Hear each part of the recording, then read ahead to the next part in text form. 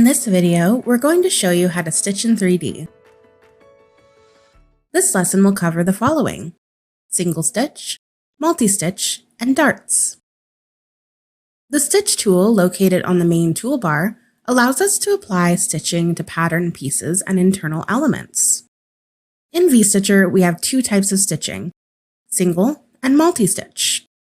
Let's start with a single stitch. When stitching your garment, it may help to think of each piece as a piece in a puzzle, and the stitch tool solves how we can connect each piece in the puzzle. Before we stitch, it is best to identify the edges and count how many edges we wish to stitch. This helps to determine if we require a single or multi-stitch. Single stitch can be used if we want to single stitch edges together, while multi-stitch can be used if there is more than one edge on either side of a stitch. So how do we know how many edges there are? Let's have a closer look at front panel 1. On each pattern piece, we can identify the edges by looking at the corner points. An edge is a line between two corner points, so in this case, we have 1, 2, 3, and 4 edges in total. For example, we'd like to stitch these edges together. In this case, there's one edge here and one edge here, so we use single stitch. If there were more than one edge, it would require multi-stitching. To stitch, we simply click on the first edge, then the second edge. We see a solid colored line and a pin appears on the edge to indicate that a stitch has been created. Great! Let's apply this logic to the rest of the garment. We can stitch in the 2D window and the 3D window. Let's focus on stitching in the 3D window by showing it. We ensure the cursor is in the 2D window, then press Tab. If you are coming back to this file after working on another avatar, be sure to load the correct avatar in the 3D window. Click Prepare to show the pattern pieces we have arranged in the previous video. We recommend stitching in the 3D window as it is much easier to visualize the edges we need to stitch. In the 3D window, you can see the corner points, notches, and stitches when they are created. If there are edges that can't be seen clearly in the 3D window, then we can stitch in the 2D window. We need to identify the edges that require single stitch, for example, from here to here. Note that a highlight color is displayed to show the edges we are hovering on. This helps us verify we've selected the correct edge or if we've accidentally clicked on an incorrect edge. When ready to start our stitch, we click on the first edge. Then we move to the second edge in the stitch. We hover our mouse over the edge, check the highlight color matches the first edge, and click to select it. An icon is displayed on each stitched edge. If you have clicked on the wrong edge, you can deselect it by clicking on the 2D background or by clicking on the same edge again. If you have completed the stitch and notice that there is an error, you can delete the stitch and restitch again. Note: if shape symmetry applies, the system automatically sews the symmetrical edges. To remove a stitch, we click the stitch icon, then click Delete in the context view or by pressing Delete on your keyboard. Here is a tip. When working with a complex garment, you can turn off the 3D stitch pins to have a clearer view of the garment and its edges. To do so, we click on this button on the horizontal contextual menu to enable and disable the pins. And that is how we create a single stitch. Pause the video here to try creating a single stitch. Identify the edges that require single stitch and sew the edges. Let's use single stitch to complete the sewing on all the edges that require single stitch. On the back bodice, we need to stitch the center and side panel together. The shoulder seam is also a single stitch. The side seams match and can be sewn with a single stitch. If your avatar is in A pose, the side seam may be difficult to see in 3D. We can change the Prepare pose by going to the main menu, 3D Environment, Avatar, Prepare Pose, and choosing T-Pose. Click Prepare to see the change. We can now see our side seam easily in 3D to stitch it.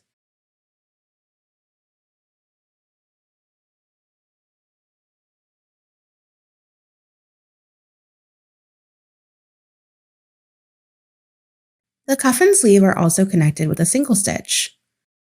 When stitching edges with different lengths, the longer edge is evenly distributed when stitched to the shorter edge. If the stitching lines from the cuff to the sleeve look twisted, we can always click back to the Select tool and rotate the wrist cluster so that the stitched lines are not twisted.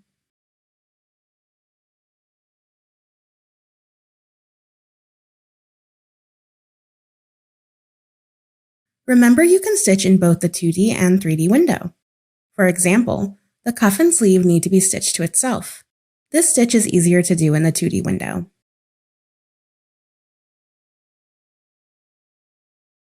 We will skip the darts for now and show how to apply the dart tool later in the video. Last, we will stitch the overlapped placket edges together. We will show how to assign buttons in a later lesson.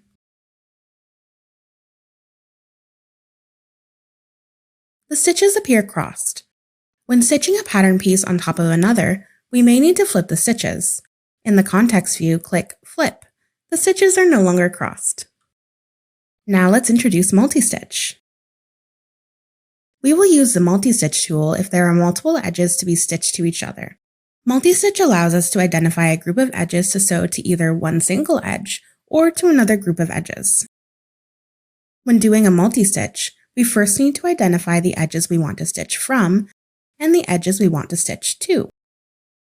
For example, we'd like to stitch from this one edge to these 3 edges. In this case, this edge is what we call the from edges, and these edges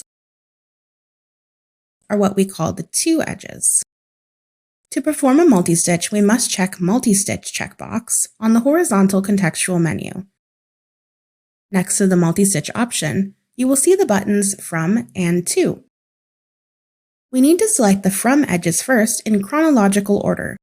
When we click on the edge with the multi-stitch, we will see an arrow. The arrow indicates the direction of the stitch. Note, the stitches should always be going in one direction. You can easily adjust the direction by toggling over to the other side of the edge. Just click to confirm the direction. The edges that you have selected will also show up in the context view. We can also delete a selected edge from the multi-stitch here. Great! Once the from edges are complete, we will need to switch to on the horizontal contextual menu. Now we select the to edges. Remember, the direction must be the same as the from edges.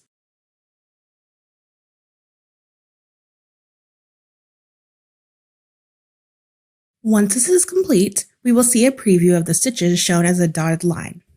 This allows us to check accuracy. If they are incorrect, we can clear all the selections and start again. If everything is okay, click Done on the horizontal contextual menu or press Enter on your keyboard to confirm the stitches. Note, confirmed stitches will show as a solid line when you click on the stitch. Just like single stitch, we can also use multi-stitch in the 2D window and the 3D window. We will be working in the 3D window for this example. We ensure the cursor is in the 3D window, then press Tab to enlarge. Be sure that there is a bit of space between the patterns in the 3D window so the edges can be properly selected. If needed, go back to the Select tool and move the pieces farther apart in a range.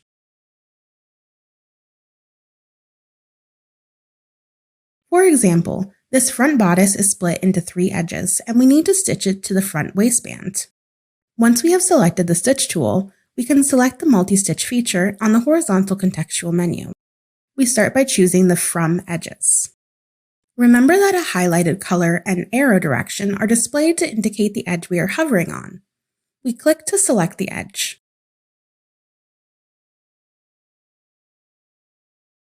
When we have selected all of the From edges, we need to identify the edges to be stitched to. First, we need to click the To option. We should ensure that the To edges match the From edges direction. We hover our mouse over it until we are happy with the stitch direction. When ready, we click to select the edge. Once we have made all of our From and To selections, we click Done to finish. And that is how to use the multi-stitch tool. We can use multi-stitch to complete the rest of the garment. Before finishing, here are a few useful tips. As best practice, start stitching in the 3D window. If an edge is small or too difficult to stitch in the 3D window, switch to the 2D window. We can start the From edges in the 3D window and complete the To edges in the 2D window. Pause here if you'd like to try finishing the multi-stitch for this garment on your own. Let's finish the multi-stitches. The waistband needs to be stitched to the skirt. With the stitch tool active, we check the box for multi-stitch. We can start from the edge nearest to the side seam or the placket. Remember, the most important part is that the stitch selection is in chronological order and in the same direction. To demonstrate this, let's start from the skirt edge nearest to the placket. Click to select the edge. Make sure the arrow is going away from the placket. Click to select the second edge. Be sure the arrow is still going the same direction. We have selected all of the from edges. Now we can select the to edge.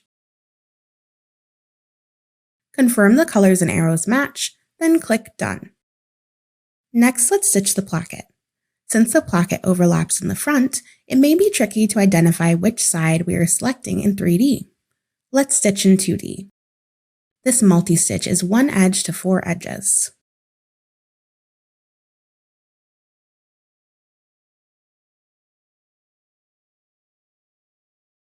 Now let's stitch the back. The back pieces have inner symmetry. As we saw with the front symmetrical pieces, symmetrical edges are stitched automatically. This means that for the back yoke, we only need to stitch 1 symmetrical half.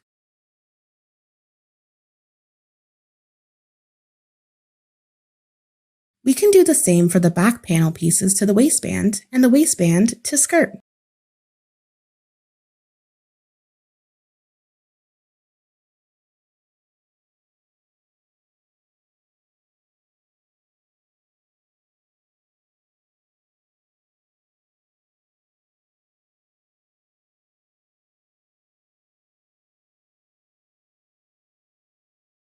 Lastly, we need to stitch the sleeves and the neckband. We recommend, if possible, always stitching these in 3D. As these patterns wrap from the front to the back of the body, they can be tricky to visualize stitching in the 2D window. Let's start with stitching the sleeve. Let's scale the sleeve cluster before we begin so that it does not overlap the shoulder seam. We begin by selecting the edge on the sleeve at the front armhole. Next, we click To. We now need to identify our first To edge. We need to select the edge at the front armhole with the arrow going up away from the side seam so that the arrows are both going in the same direction. We select the yoke edge, confirming the arrow is still pointing up towards the sleeve cap. We navigate to the back of the avatar in 3D and continue stitching. We select the back yoke edge with the arrow pointing down. This is because we are sewing a circle. We need to go down so that we can end where we started. Select the last edge and confirm the stitches and arrows match. Click Done. The last edges to stitch is the neckband. Note, since we are stitching symmetrical pieces together, we only need to stitch 1 symmetrical half. We can start at the collar.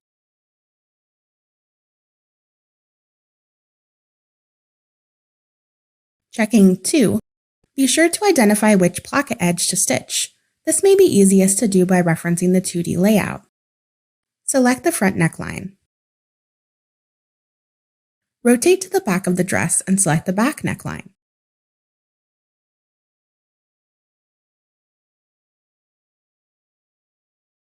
Click Done. Last, we will cover the final tool needed to complete stitching our garment. Darts can show on imported patterns in 2 ways. 1, a cutout dart. 2, an internal line dart. In this pattern, we have a cutout dart on the front and back skirt. A cutout dart can be stitched closed, but there are great tools for pattern alteration that can be used when it's converted to a dart in VStitcher. To convert to a dart, we use the Select tool. Click to select one dart leg. Hold Shift on your keyboard and select the second dart leg. The context view will show edge actions. With both edges selected, we see Convert to Dart. The dart is automatically stitched, and more options to alter the dart show in the context view. Do the same for the back dart.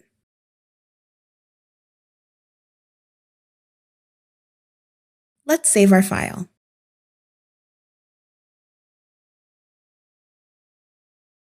In this video, we've shown how to stitch a garment in 3D.